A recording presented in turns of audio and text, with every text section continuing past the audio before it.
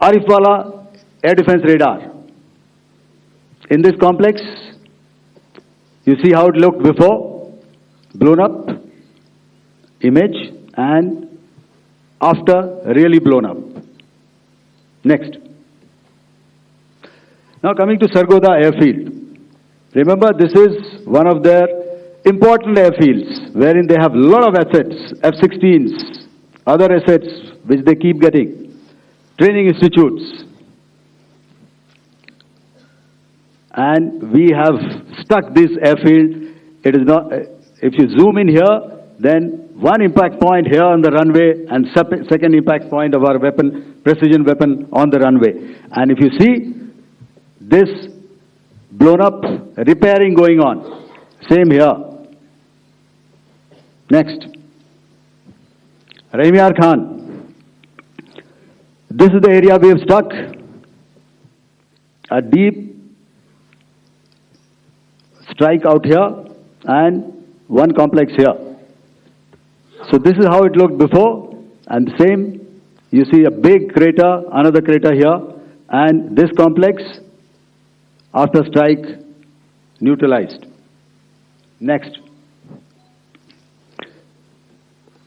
Chaklala airfield, Noor Khan, once again a major air base, a lot of their logistic assets out here. This was the chosen complex that we intended to strike and convey a message. Next slide, please. This is how it looked before, and this is how it looked after our strike. Next. Sakar. We chose the radar site at Sakar.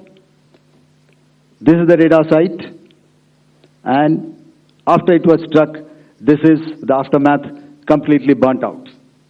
Next, please. Aircraft shelter. This is how it looked before the strike, and this is how it looked after the strike. The roof of the buildings completely caved in and burnt. Next. Ballari airfield, aircraft hangar. This is how it looked before, and this is how it looked after the precision strike. Next.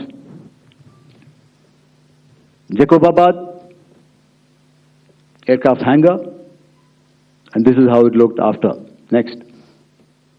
So what I'm trying to convey here, ladies and gentlemen, is to start with, our fight was neither with the Pakistani military nor with anybody else who's there on the other side. Our fight was with the terrorists. We neutralized the terrorists that we selected to be neutralized, and thereafter we only maintained the air defense posture. However, we were relentlessly pounded by waves after waves, night after night, by his UCAVs, by his drones, and by his other unmanned aerial systems. And that left us with no choice but to retaliate, and yet our retaliation was calibrated, it was graduated, and it was proportionate. Thank you.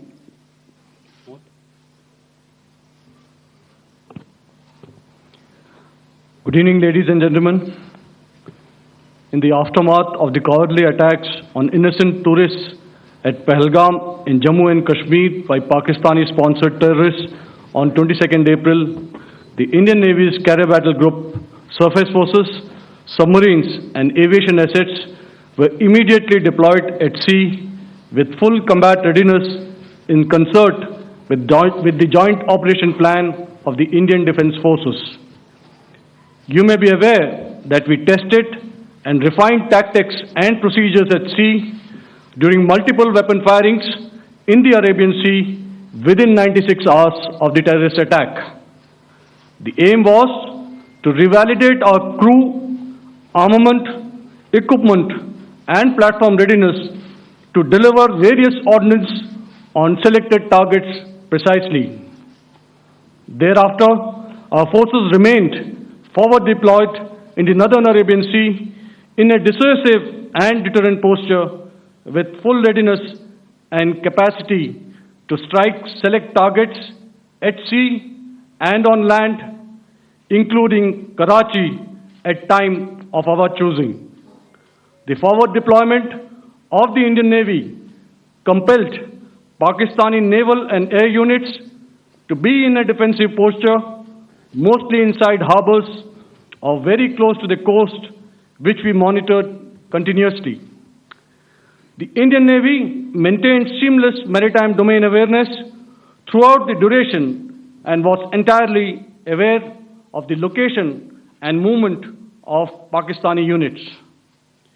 In effect, we had and continue to have good battle space transparency using our maritime domain awareness grid.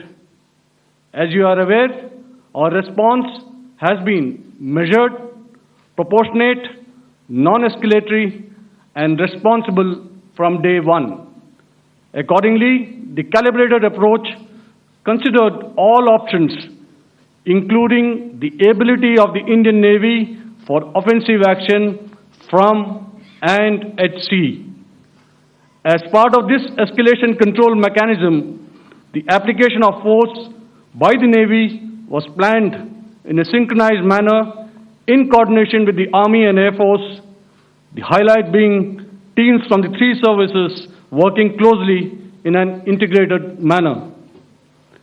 Along with the kinetic actions by the Indian Army and Indian Air Force, the overwhelming operational edge of Indian Navy at sea contributed towards Pakistan's urgent request for a ceasefire yesterday. As we speak, Indian Navy remains deployed at sea in a credible deterrent posture to respond decisively to any inimical action by Pakistan or Pakistan-based terrorists. Thank you. Samno Varna, Jai Hind. Now I'll hand over to Director General Military Operations for further proceedings.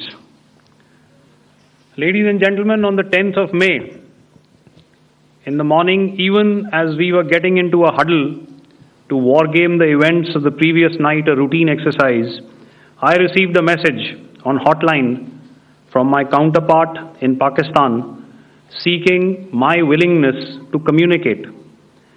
Since our initial aim was to strike at terror camps and all our actions in the subsequent days were in response to the intrusions and violations by the Pakistan Air Force and its army, it was decided that I would indeed speak with my counterpart.